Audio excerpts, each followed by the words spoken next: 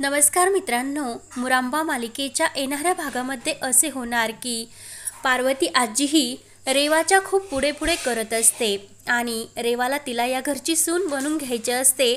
मात्र अक्षयच्या सर्व काही लक्षात आलेले असते, म्हणजे रमाने अक्षयला सर्व काही सत्य सांगितलेले असते।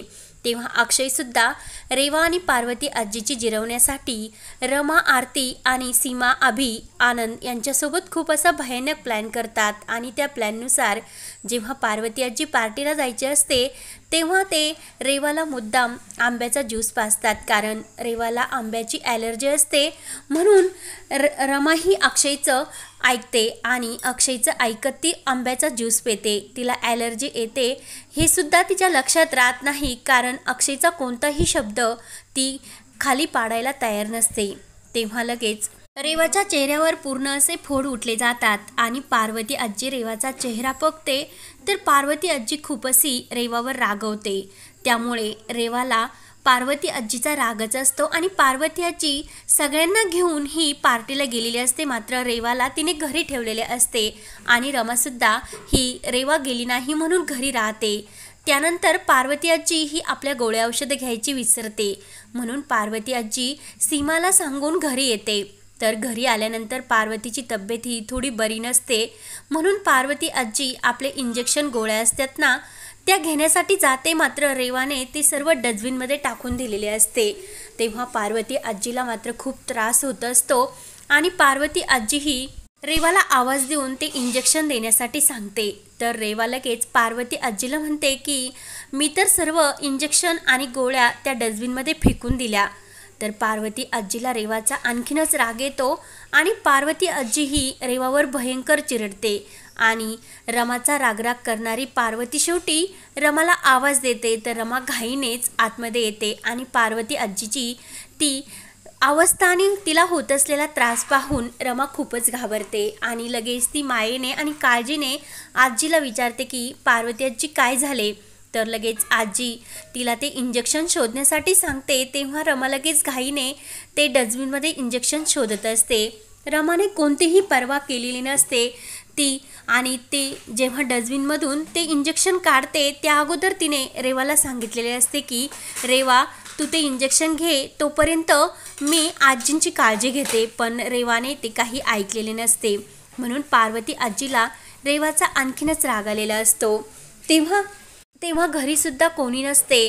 तेव्हा रमा ते इंजेक्शन हे पाहते तर त्या इंजेक्शनची एक्सपायर डेट ही संपून गेलेली असते। तेव्हा रमा लगेच घाईने शेजारच्या मेडिकलमध्ये जाते आणि पार्वती आजीसाठी ते इंजेक्शन घेऊन येते। तेव्हा इंजेक्शन दिल्यानंतर पार्वती आजीला थोडासा आराम वाटतो आणि तिला बरे वाटल्यानंतर ती रमाला थँक्यू बोलते आणि रमाची माफीसुद्धा मागते। त्यानंतर रमा ही घरी आल्यानंतर सर्वांना सर्व झालेला प्रकार सांगते।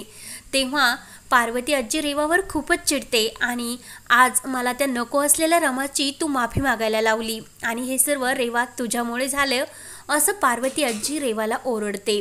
तेव्हा रेवाला मात्र खूप असा राग येतो आणि सर्वांसमोर रेवा पार्वती आजीचा अपमान करते।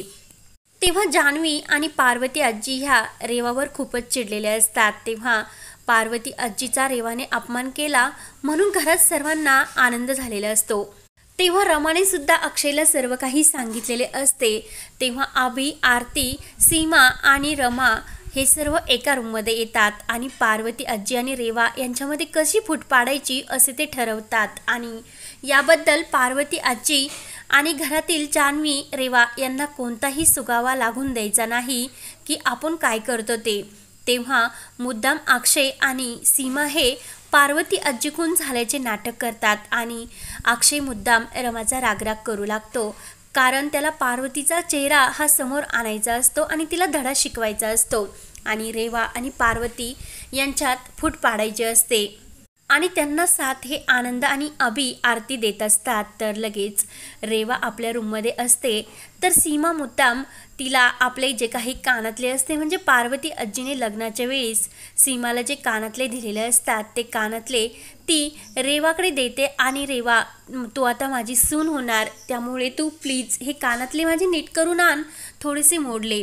तेवढ्यात तिथे रमा येते आणि रमा आणि सीमा यांचा अगोदरच प्लॅन झालेला असतो की रेवाला या जाळेमध्ये अडकवायचे।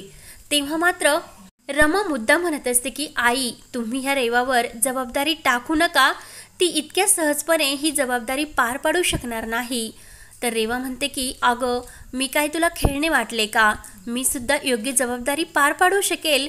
म्हणून रेवा सीमाच्या हातातील ते कानातले घेते आणि आपल्या रूममध्ये येते. तेव्हा रेवाला फ्रेश होण्यासाठी ती बाथरूममध्ये जाते. तेवढ्यात आनंद आणि हे अभि गुपचूप येतात आणि ते जे कानातले तेथे ठेवलेले असतात ते कानातले घेतात आणि घाईने पळ काढत असतात. तेव्हा जान्हवी मात्र त्यांना बघते आणि जोराने ओरडते. तेव्हा लगेच अक्षय मुद्दाम हा रमाच्या हातातील ज्यूस पालथा करून देतो आणि जान्हवीचे लक्ष सर्व त्याच्याकडे जाते आणि जान्हवी ही अभि आणि आनंदला पार्वती आजीकडे नेणार असते. तेव्हा ती ते विसरून जाते आणि आपल्या रूममध्ये निघून जाते. त्यानंतर लगेच इकडे रेवा बाहेर येते तर ते कानातले तेथे नसते. तेव्हा रेवा ते कानातल्याचा बॉक्स चेक करू लागते. तेव्हा तिला मोठा धक्का बसतो. तेव्हा सीमा मात्र मुद्दाम ही आरडाओरड करायला लागते आणि रेवा, तुझ्यावर मी एक जबाबदारी टाकली, ती सुद्धा तू पार पाडू शकली नाही. तेवढ्यात पार्वती आजी आणि जान्हवी बाहेर येतात आणि काय झाले असं सीमाला विचारतात. तेव्हा सीमा म्हणते की मी तुमच्या त्या आवडत्या नाचसुनावर ही जबाबदारी टाकली होती, पण ती सुद्धा तिने पार पाडली नाही आणि तुम्ही तर तिला या घरची नाचसून बनवणार ना. तर लगेच पार्वती आजी म्हणते की रेवा, काय झाले. तर सीमा झालेलं सर्व हे पार्वती आजीला सांगते की मी हिच्याकडे कानातले हे व्यवस्थित करण्यासाठी दिले होते, पण ती सुद्धा ते व्यवस्थित सांभाळू शकली नाही. तर लगेच पार्वती आजीला रेवाचा राग येतो आणि पार्वती आजी ही रेवावर आणखीनच ओरडते. तर लगेच अक्षय हा मुद्दाम सीमावर ओरडतो. तेव्हा पार्वतीला वाटते की आता अक्षय सुद्धा माझ्या बाजूने झालेला आहे आणि रेवाला सुद्धा तेच वाटते. तेव्हा रमा ही पुढील प्लॅन करणार असते आणि रेवा आणि पार्वती आजी यांच्यात आणखीनच ती फूट पाडण्याचा प्रयत्न करून रेवाची या घरातून ते लवकरच हकालपट्टी करणार असतात. तर पुढे काय होणार हे पाहण्यासाठी आपल्या चॅनलला लगेच सबस्क्राईब करा. धन्यवाद.